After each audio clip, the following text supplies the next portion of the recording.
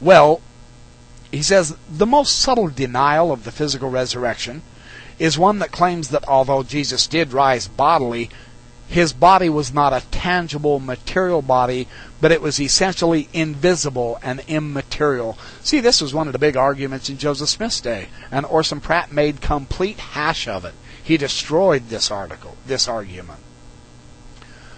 And according to this position, the appearance of Christ were miracles. Well, and they were anyway, but they say they were miracles because his invisible resurrection body was made visible. That is, they were the means by which his immaterial body materialized. And he says, though Wolfhart Pannenberg confesses belief in the historicity of the resurrection of Christ, he denies that Christ's body was a body of literal flesh and bones. He views the body as spiritual or immaterial. Paul must have seen a spiritual body, a soma pneumaticon, on the road to Damascus, not a person with an earthly body. This is one of Pannenberg's arguments.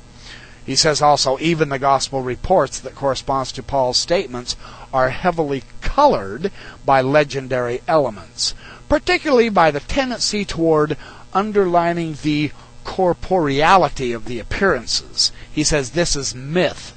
This isn't the truth. Very interesting how Norman Geisler is taking exception to this idea.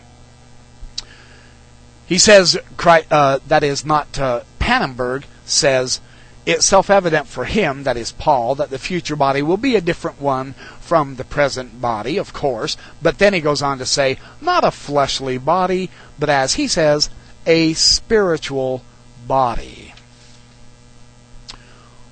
Well, he says on page 152 that several arguments are used to deny that Christ's resurrection body was a literal physical body. Paul wrote of a spiritual body. Now, this is one of the reasons why I was so excited about getting this particular article, because this is an argument that's been used against me as a Mormon scholar on the internet. He says it is a spiritual body. The assumption here that they make when they use this argument is that a spiritual body is an opposite of a physical body. And this is important to understand that this is an assumption.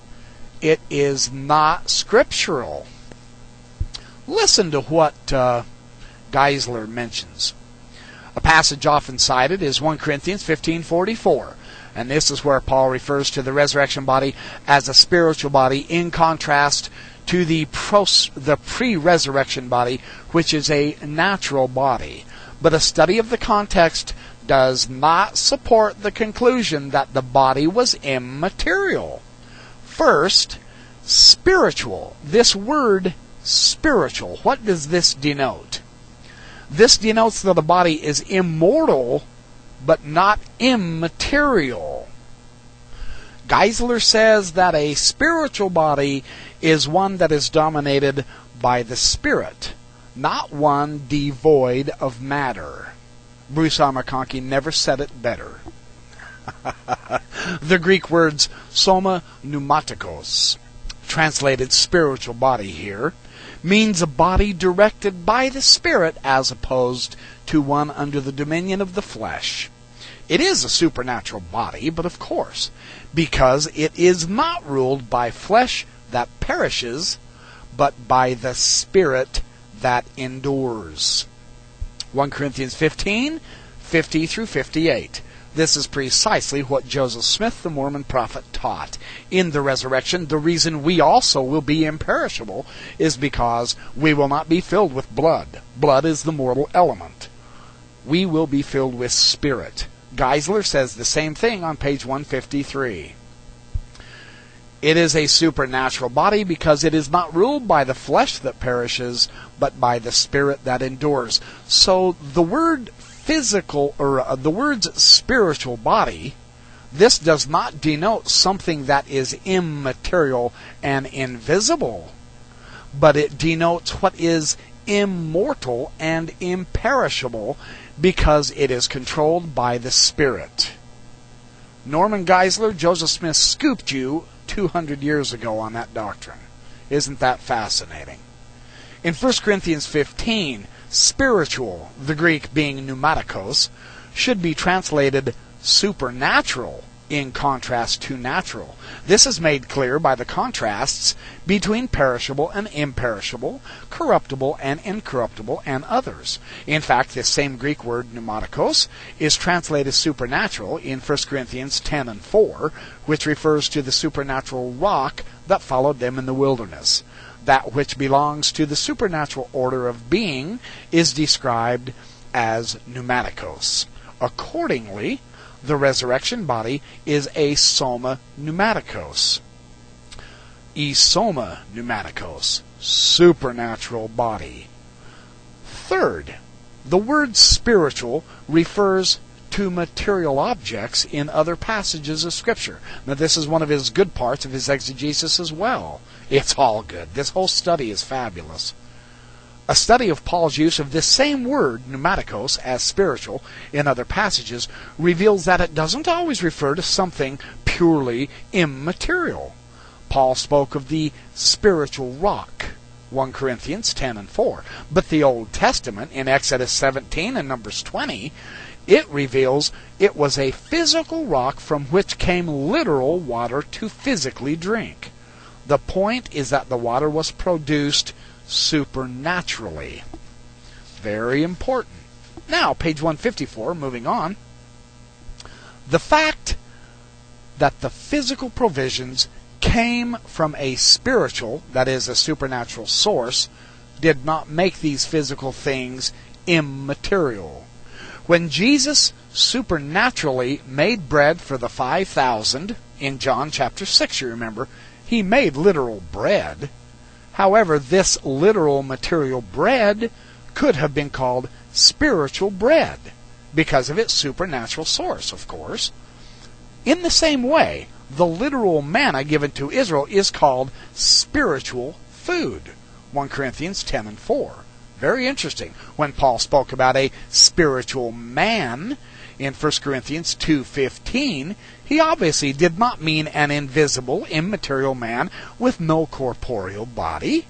He was speaking of a flesh and blood human being whose life was lived by the supernatural power of God. He was referring to a literal person whose life had spiritual direction. A spiritual man is one who is taught by the Spirit and who accepts the things that come from the Spirit of God. So spiritual does not mean something purely immaterial or intangible whatsoever. The spiritual man is a physical being who receives supernatural help. Christ's appearances are described by the word oreo, to see. The passive of this word is meaning to appear. Though oreo is sometimes used of seeing invisible realities, like at Luke 1:22 and Luke 24:23, it often means to see by the naked eye. For example, John used this word of seeing Jesus in his earthly body before the resurrection, and also of seeing him in his resurrection body. Well, since the same word for body, the soma, is used of Jesus before and after the resurrection, John 19:38 and 1 Corinthians 15:44 and Philippians 3:21 even, and since the same word for its appearing, the oreo, is used of both, there's no reason for believing his resurrection body is not the same literal physical body. Well, that's beautiful, isn't it? I don't think I've ever seen an LDS scholar explain that well. This is phenomenal. The aorist passive, ophthe, he was seen, simply means that Jesus took the initiative to show himself to his disciples, not that he was essentially invisible. The same aorist passive from he or they appeared is used in the Greek Old Testament, interestingly enough. 2 Chronicles 25:21. It's used in the Apocrypha in 1 Maccabees 4 and 6, and in the New Testament